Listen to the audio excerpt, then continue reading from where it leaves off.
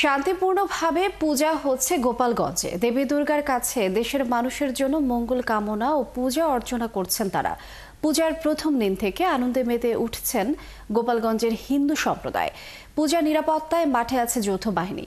আজিজুর রহমান রনির প্রতিবেদনে বিস্তারিত। মণ্ডপে মণ্ডপে পূজা আর দেশের মানুষের শান্তি ফিরিয়ে দিতে গোপালগঞ্জে মা দুর্গার কাছে প্রার্থনার মধ্য দিয়ে চলছে দুর্গোৎসব। সবার প্রার্থনা বাংলাদেশ একটি শান্তিপূর্ণ সম্প্রীতির দেশ হোক। প্রতিদিন শান্তিপূর্ণভাবে পূজা অর্চনা ও মণ্ডপে মণ্ডপে চলছে নাচ গান।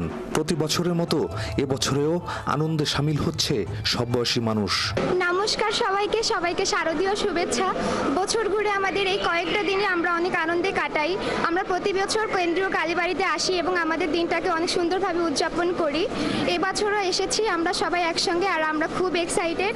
এই তো আজকে সনাতন ধর্মের সপ্তমী, তো আমরা এখানে এসেছি, ফটোশুট করছি, দেখছি, ভালোই লাগছে সবকিছু মিলিয়ে। গজে আগমন হলে সেটা হচ্ছে পৃথিবীর জন্য অনেক শুভ। তাহলে পৃথিবীতে শস্য শ্যামলা সবকিছু ভরে ওঠে। আর পঞ্জিকা অনুযায়ী দেবী দুর্গার গমন হচ্ছে পালকিতে। তো আমরা সবসময় চাই মা যেন সবার মঙ্গল কামনা করুক, সবার ভালো রাখুক। আয়োজকরা বলছেন, আনন্দ উল্লাসে কোনো প্রতিবন্ধকতা না থাকায় খুশি তারা।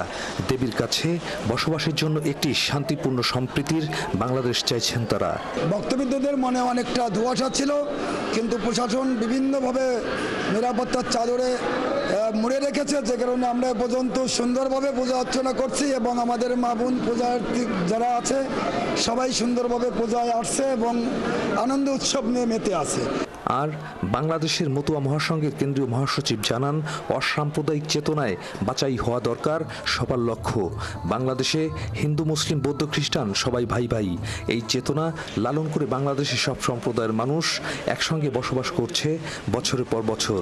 মা তার কৃপা দিয়ে আমাদেরকে যেন ধন্য করেন, আমরা ধন্য হয়ে দেশ ও দশের সেবায় নিজেদেরকে নিয়োজিত রাখতে পারি, সার্বক্ষণিক দেশভক্তিকে অন্তরে লালন করতে পারি, সার্বক্ষণিক দেশের কল্যাণ করার জন্য নিজেকে উৎসর্গ করতে পারি। আজকে এই মহাষ্টমীর শুভ লগ্নে এই হোক মায়ের কাছে আমাদের নিবেদন।